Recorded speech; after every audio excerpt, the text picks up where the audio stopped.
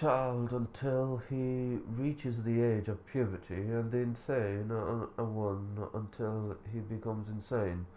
The victim must have been one whose life was protected by the law and could not have been one whose blood was liable to be taken. Based on the hadith presented earlier, it is not legal to spill the blood of a Muslim except in one of three cases: the fornicator who has previously experienced legal sexual intercourse, a life for a life, and one who forsakes his religion and separates from the community. The murderer cannot have been the father of the victim, as the Prophet has said, the father is not to be killed due to his killing his child. The victim could not have been a disbeliever while the murderer was a Muslim, as the Prophet said, a Muslim is not to be killed due to the killing of a disbeliever. The victim could not have been a slave while the murderer was a free person, as Al-Hasan has said. A free person is not to be killed due to the killing of a slave. A group of people can be executed for participating in murdering one person. If a group of people band together to kill one individual, they can all be executed. Malik recorded that Sa'id ibn said, put to death a group of people, 5 or 7 in number, due to their killing one person by deceiving him to go to a remote location and killing him there.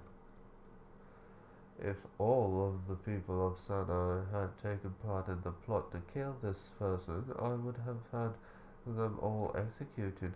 How the penalty of retaliation is confirmed. The penalty of retaliation is confirmed via one of two ways: confession or the witness of two reputable witnesses.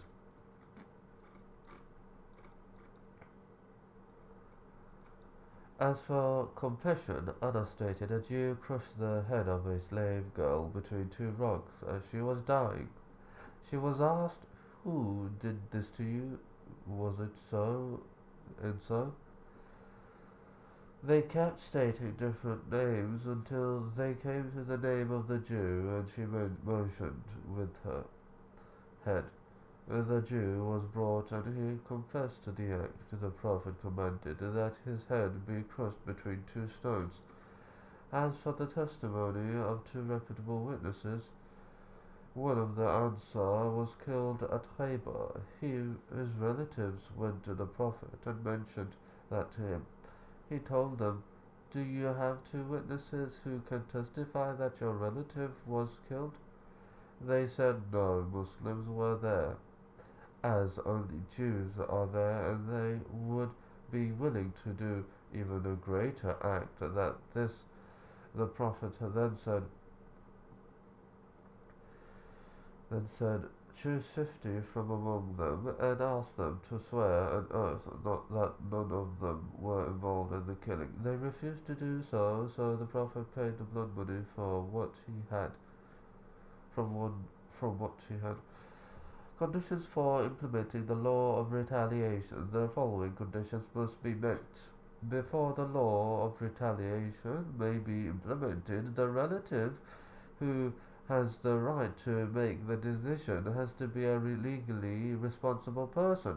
If the person is a child or insane, the murderer is to be imprisoned until the relative becomes legally responsible.